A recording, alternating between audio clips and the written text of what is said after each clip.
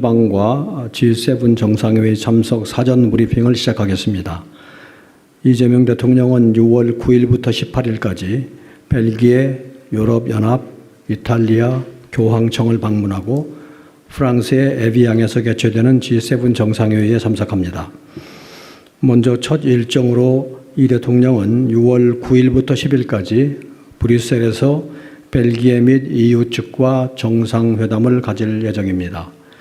올해는 벨기에와 수교한 지 125주년 되는 해입니다. EU의 경우에 우리 정상의 8년 만의 양자 방문이고 이 대통령은 지난해에 캐나다의 G7 정상회의 계기에 회담을 한 데 이어서 코스타 EU 정상회의 상임의장 및 폰데 라이언 집행위원장과 1년 만에 정상회담을 갖게 됩니다. 이어서 이탈리아 마타렐라 대통령의 초청으로 6월 11일부터 13일까지 이탈리아를 국빈 방문합니다. 마타렐라 대통령과의 정상회담뿐 아니라 멜로니 총리와도 작년 9월 유엔 총회 계기에 회담을 한 바 있습니다. 그리고 올해 1월에는 멜로니 총리의 공식 방한 계기에 회담을 했고 이번에는 세 번째 공식 회담이 됩니다. 또한 이탈리아 측의 국빈 행사 프로그램에 따라서 로마뿐만 아니라 피렌체 방문도 계획되어 있습니다. 이어서 6월 14일부터 15일까지 교황청을 방문하여 교황과 면담하고 교황청 국무원장과도 만남을 가질 예정입니다.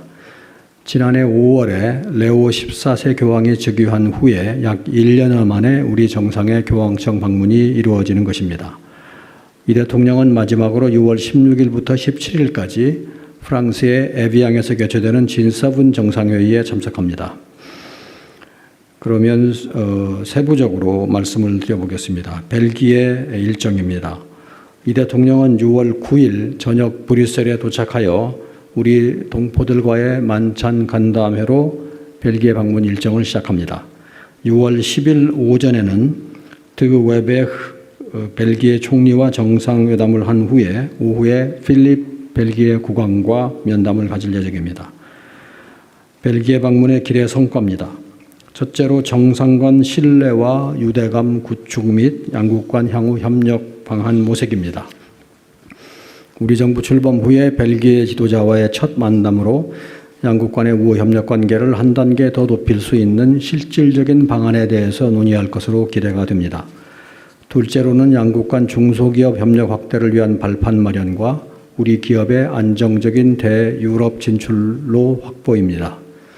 벨기에는 EU 내의 제2의 항구인 앤트워프 항이 소재한 유럽 물류의 중심지이자 화학, 바이오 등 클러스터 산업이 발달한 나라입니다. 우리 기업들이 벨기에에 활발히 진출하여 전 유럽으로 뻗어나가는 토대를 마련하도록 하겠습니다. 셋째로 유럽 내 한국학 발전 및 한국과 유럽 간의 미래 세대 간 교류 증진을 위한 일보 전진입니다. 루방 대학교, 겐트 대학교 등 벨기에의 주요 교육기관들과의 협력 확대를 통해서 벨기에 내에 체계적인 한국학 교육 기반을 마련하고 양국 미래 세대 간 교류 증진을 촉진해 나가겠습니다. 다음으로 EU 방문 세부 일정에 대해서 말씀드리겠습니다. 이 대통령은 6월 10일 오후에 브뤼셀에서 EU와의 정상회담 그리고 협정 서명식을 가질 예정입니다. EU 방문의 길의 성과입니다. 첫째로 우리의 대유럽 외교의 본격 가동입니다. 4억 5천만 명의 인구와 27개 회원국, 18조 유로 규모의 GDP의 EU는 세계 최대의 무역 블록이자 우리나라 제3위의 교역국입니다. 또한 규범 기반의 다자주의 국제질서, 민주주의와 시장경제 등 우리와 가치를 공유하는 EU는 우리가 G7 외교 강국으로 도약하는 데 있어서 필수적인 협력 대상입니다. 둘째로 우리 기업들의 유럽 시장 진출과 권익 보호를 위한 경제 외교 강화입니다. 전 세계적으로 보호무역주의가 확산되는 가운데에서도 양측은 한 EU FTA를 토대로 1,300억 불대의 견실한 교역관계를 유지하고 있습니다. 지난해 상품 교역 규모는 역대 최대치를 기록했습니다. EU 27개 회원국의 무역 정책은 개별 회원국이 아니라 EU가 정하는 만큼 EU와의 정상회담을 통하여 우리 기업의 수출 길을 넓히고 EU의 유럽에 진출한 우리 기업들이 활동하기 원활한 환경을 조성해 나가겠습니다. 셋째, EU와 안보 분야에서도 협력의 지평을 확대해 나가겠습니다. 양측이 2024년에 채택한 안보 방위 파트너십을 토대로 앞으로 EU 측의 긴밀한 정보 공유를 받는 동시에 마약, 테러 등 초국가 범죄 대응을 위한 협력을 강화할 예정입니다. 넷째, 다양한 국제 현안에 있어서 유사한 입장을 가진 파트너로서의 공조 강화입니다. 지정학적인 갈등이나 다자주의 약화 등 글로벌 불확실성이 커지는 상황에서 한반도, 중동 등 주요 지역 정세에 대해 긴밀히 논의하고 에너지, 공급망 안정, 핵심 광물과 관련한 공조 방안을 강구해 나갈 것으로 기대됩니다. 다음에는 이탈리아 방문의 세부 일정입니다. 이 대통령은 6월 10일 저녁에 로마에 도착하여 6월 11일 오전 이탈리아 측의 국빈 방문 행사 관례에 따라 마타렐라 대통령이 주관하는 공식 환영식에 참석한 후 대통령과의 정상회담 및 공동 언론 발표를 가질 예정입니다.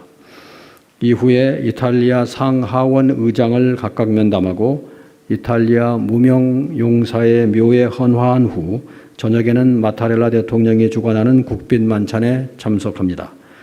이어서 이 대통령은 6월 12일 멜로니 총리와 소인수 회담, 오찬을 겸한 확대 회담 후에 MOU 교환식으로 이어지는 일정을 가질 예정입니다.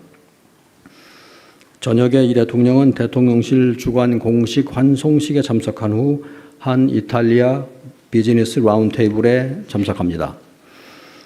6월 13일에는 이탈리아 정부의 국빈에 대한 특별 예우에 따라 지방도시인 피렌체 방문이 예정되어 있습니다. 르네상스 문화의 중심지인 이곳에서 토스카나 주지사와 피렌체 시장 등을 접견하여 양국 간의 문화협력 강화 방안에 대해 논의를 갖고자 하며 문화 관련 별도 일정도 가질 예정입니다. 이번 이탈리아 방문의 기대 성과를 말씀드리겠습니다. 첫째로 G7과 EU의 핵심 국가인 이탈리아와 전략적인 관계 강화입니다. 우리의 EU 내 4대 교역국이자 EU, G7, G20의 주요국인 이탈리아는 해양과 대륙을 잇는 지리적 조건, 고부가 제조업 중심 수출 경제, 문화적 매력에 기반한 소프트 파워에 이르기까지 우리와는 많은 공통점을 지니고 있습니다.